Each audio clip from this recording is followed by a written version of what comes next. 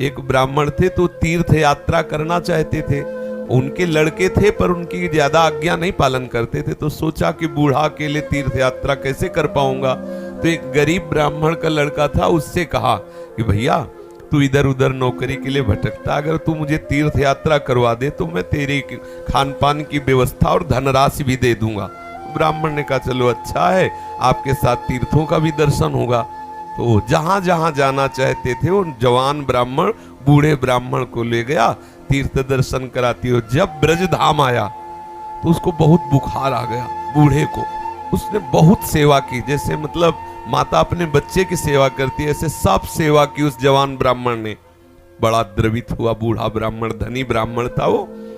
तो गोपाल जी के दर्शन जब करने गया तो उसने कहा बेटा तुमने बहुत सेवा की है, तुम्हें क्या दे सकता हूं?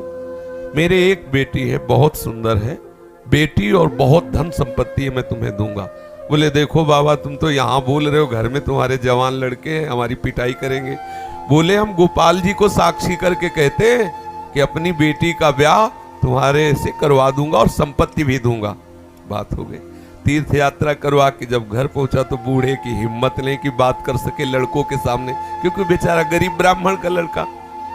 महीना भर सोचता रहा कि कभी न कभी तो सूचना दे, वो तो सूचने नहीं। तो घर गया उनके और बोला देखो बाबा आपने कहा था कि तुम्हारा लड़कों ने धक्का लगाया और दो चार थप्पड़ लगाए कि तेरी सामर्थ्य क्या है कि तू मेरी बहन से ब्याह करने की बात सोच सके। बोले नहीं बाबा ने कहा था।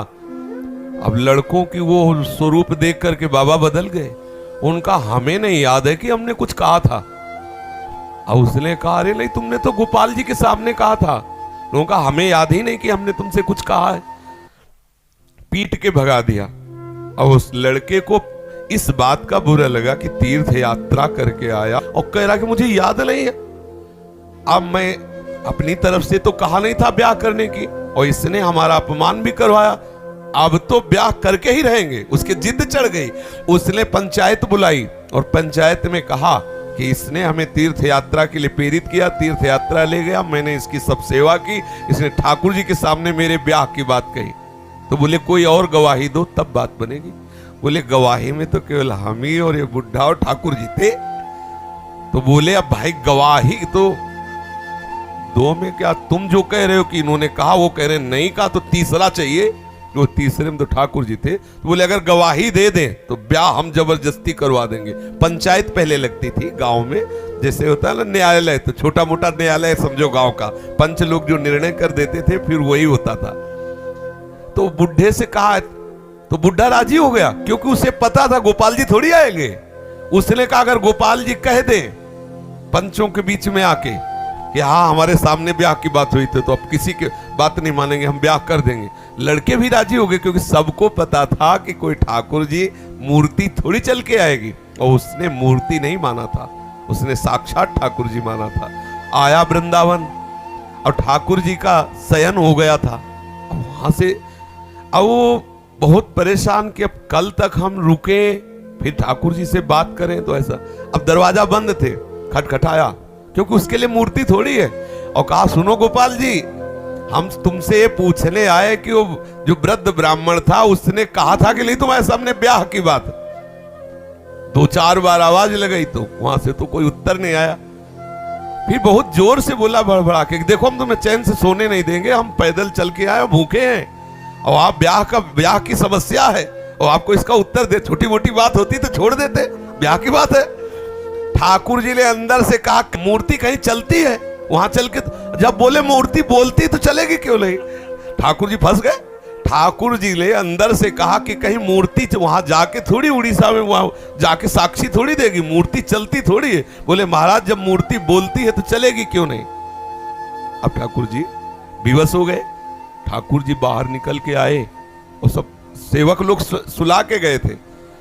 समझो कितना भाव में दम है। उसने देखा बहुत सुंदर गोपाल जी साक्षात ठुमुक ठुमुक कर करके आए, नौ किशोर। बोले देखो हम चलने के लिए तुम्हारे भाव के कारण राजी तो है, लेकिन भोग राग की व्यवस्था, क्योंकि हम वृंदावन के ठाकुर, हमें तो चक माल चाहिए, हमको चना चवेना में तो रुकने वाले हैं नहीं, रबड़ी गुलाब जामुन ये सब चक्कर चाहिए। तो बोले देखो कुछ रुपया तो है, अब शादी का चक्कर, इसलिए व्यवस्था तो तुम्हारी बनाएंगे ही हम। तो बोले कैसे चलोगे? बोले चलेंगे तो हम पैदल ही, आगे आगे तुम चलना, पीछे पीछे हम चलेंगे, थोड़ी थोड़ी देर में कुछ भोग लिए रहना, हमको भोग लगा देना। बोले अब हम चले और तुम आ रहे हो कि नहीं आ रहे हो ये मुझे कैसे पता चलेगा? बोले नूपुरों की ध्वनि तुम्हें सुनाई देगी, अगर पीछे मुड़ के देख लिया तो जहां से मुड़ोगे वही हम खड़े हो जाएंगे, आगे नहीं चलेंगे। बात तय हो गई, चल दिए ठाकुर जी। अब आप देखो क्या मूर्ति है। अब वो बीच बीच में भोग लगाता हुआ जब अपने गांव के नजदीक पहुंचा तो सोचा केवल नूपुरे बज रहे हैं कि आ भी रहे हैं। मुड़ के देखा तो ठाकुर जी खड़े। बोले चलो, बोले अब नहीं, अब सबको लिवा के यहीं लाओ क्योंकि हमारा तुम्हारा वादा था। तो बोले कोई बात।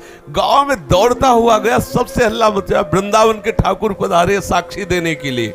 अब तो भीड़ इकट्ठा, साक्षात ठाकुर। अब सब पंच आ गए, तो अब पंचों के सामने बुढ़े को कुछ बोलने की हिम्मत नहीं रही।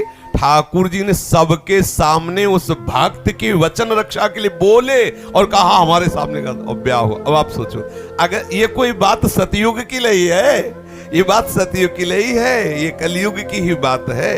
हमारी श्रद्धा, हमारा विश्वास, जैसी हम भावना, अगर ठाकुर को मान लिया कि मूर्ति है तो मूर्ति ही रहेंगे, अगर मान लिया कि हम भले नहीं समझ पा रहे लेकिन हमारे ठाकुर है, तो एक दिन वो समझा देंगे कि वो ठाकुर है। जो छवि हम देख रहे हैं, राधा बाबा के पास भी ऐसी छवि थी, तो राधा बाबा से ठाकुर जी बात करते थे, ठाकुर जी मुस्कुराते थे, और हमारे सामने छवि, क्योंकि हम उन्हें फोटो मानते हैं। कभी फोटो और ये बात ना माने कि मूर्ति वो साक्षात है, ऐसी भावना करे तो अनुभव में आने लगेगा कि ठाकुर साक्षात है।